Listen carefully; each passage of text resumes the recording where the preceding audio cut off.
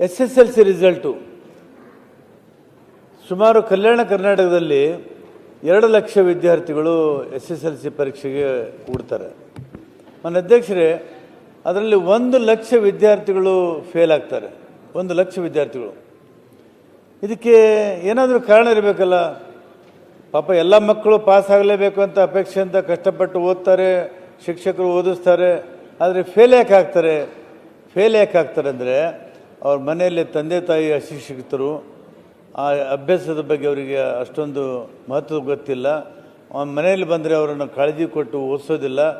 ಹಾಗಾಗಿ ಪಾಪ ಮಕ್ಕಳಿಗೆ ಸರಿಯಾಗಿ ಶಾಲೆಯಲ್ಲಿ ಪಾಠನೂ ಹೇಳ್ಕೊಡೋದಿಲ್ಲ, ಮನೆಯಲ್ಲಿ ಕೂಡ ಓದೋದಿಲ್ಲ. ಈ SSLC ಪರೀಕ್ಷೆಯಲ್ಲಿ ಫೇಲ್ ಆಗ್ತಾರೆ.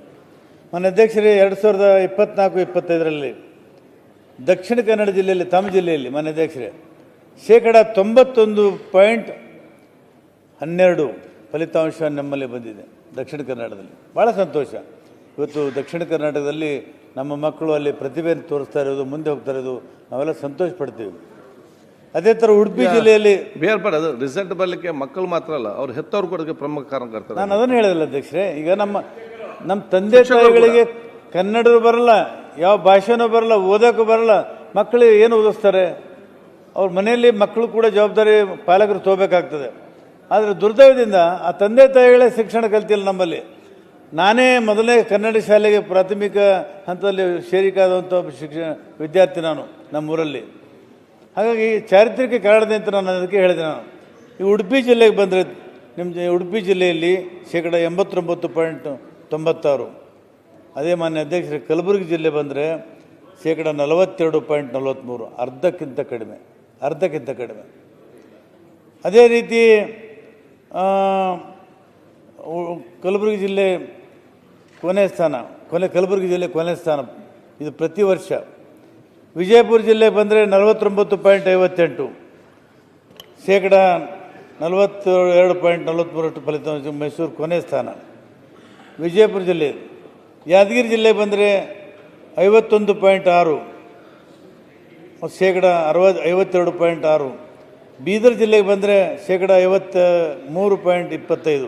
ಕೊಪ್ಪಳ ಜಿಲ್ಲೆಗೆ ಬಂದರೆ 57.32%.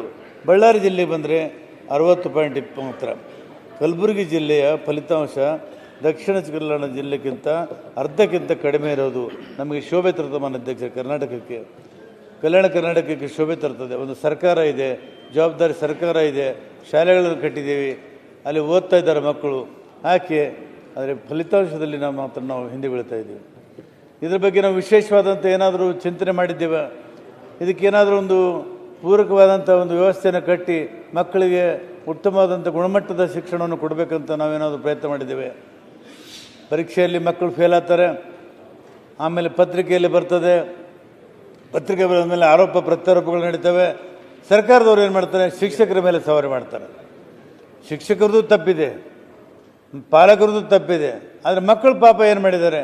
ಅವ್ರು ಯಾವ ಪಾಪ ಮಾಡಿದ್ದಾರೆ?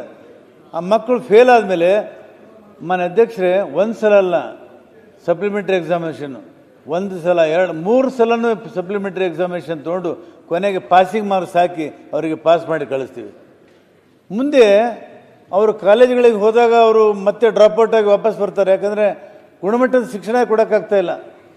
ಇಂಥ ಒಂದು ಪರಿಸ್ಥಿತಿಯಲ್ಲಿ ಇವತ್ತು ಏನು ನಮ್ಮ ಬಾಬಾ ಸಾಹೇಬ್ ಅಂಬೇಡ್ಕರ್ ಶಿಕ್ಷಣಕ್ಕೆ ಮಹತ್ವವನ್ನು ಕೊಟ್ಟಿದ್ದರು. ಆ ಶಿಕ್ಷಣಕ್ಕೆ ಮಹತ್ವವನ್ನು ಕೊಡೋದೇ ಹೋಗಿದ್ದರೆ ಅಭಿವೃದ್ಧಿಗೆ ಯಾವುದೂ ಬೆಲೆ ಇಲ್ಲ, ಯಾವುದೂ ಅರ್ಥ ಇಲ್ಲ ಅನ್ನೋಂಥ ಮಾತನ್ನು ತಮ್ಮ ಮುಖಾಂತರ ಸರ್ಕಾರಕ್ಕೆ ಹೇಳಲಿಕ್ಕೆ ಬಯಸ್ತಾ ಇದ್ದೆ. ಮಾನ್ಯ ಅಧ್ಯಕ್ಷರೇ, ಈ ಅತಿಥಿ ಶಿಕ್ಷಕರನ್ನು ಮೊದಲೇ ನಮ್ಮ ರಾಜ್ಯದಲ್ಲಿ 58,000 ಶಿಕ್ಷಕರ ಹುದ್ದೆಗಳು ಖಾಲಿ ಇದ್ದಾವೆ. 58,000. ಬರೀ ಕಲ್ಯಾಣ ಕರ್ನಾಟಕದಲ್ಲೇ 24,000 ಹುದ್ದೆಗಳು ಖಾಲಿ ಇದ್ದಾವೆ, ಬರೀ ಕಲ್ಯಾಣ ಕರ್ನಾಟಕದಲ್ಲಿ. ಅಂದರೆ ಭಾಳ ದೊಡ್ಡ ಸಂಖ್ಯೆಯಲ್ಲಿ ಮಕ್ಕಳ ಶಿಕ್ಷಕರ ಹುದ್ದೆ ಖಾಲಿ ಇದ್ದಾವೆ ಅನ್ನೋದನ್ನು ಅಂಕಿ ಸಂಖ್ಯೆ ಹೇಳ್ತದೆ.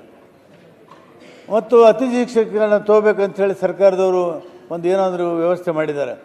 ಮಾನ್ಯ ಅಧ್ಯಕ್ಷರೇ, ಜೂನ್ನಲ್ಲಿ ಸ್ಕೂಲ್ಗಳು ಪ್ರಾರಂಭ ಆಗ್ತವೆ. ಅತಿಥಿ ಶಿಕ್ಷಕರನ್ನು ಯಾವಾಗ ತೊಗೋತೀವಿ? ನಾವು ಅರ್ಜಿ ಕರೆದು ಇಂಟರ್ವ್ಯೂ ಮಾಡಿ ಮೆರಿಟ್ ಮೇಲೆ ತೊಗೋತೀವಿ. ಯಾವಾಗ?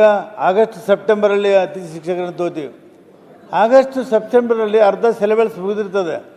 ಮುಂದೆ ಅರ್ಧ ದಸರಾ ಹಾಲಿಡೇ ಬರ್ತವೆ, ಆಮೇಲೆ ಮತ್ತೆ ಪರೀಕ್ಷೆ ಬರ್ತವೆ ಮಾರ್ಚಲ್ಲಿ. ಆ ಶಾಲೆ ಮಾಸ್ಟರ್ಗಳು ಯಾವ ರೀತಿ ಪಾಠ ಹೇಳ್ಕೊಡೋಕ್ಕೆ ಸಾಧ್ಯತೆ ಇದೆ, ಯಾವ ರೀತಿ ಸಿಲೆಬಸ್ ಮುಗಿಸೋಕ್ಕೆ ಸಾಧ್ಯತೆ ಇದೆ.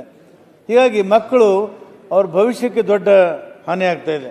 ಇದರ ಬಗ್ಗೆ ಸರ್ಕಾರ ಭಾಳ ದೊಡ್ಡ ಒಂದು ಚಿಂತನೆಯನ್ನು ಮಾಡಬೇಕಾಗ್ತದೆ ಮತ್ತು ಅದರ ಬಗ್ಗೆ ವ್ಯವಸ್ಥೆಯನ್ನು ಮಾಡಬೇಕಾಗ್ತದೆ.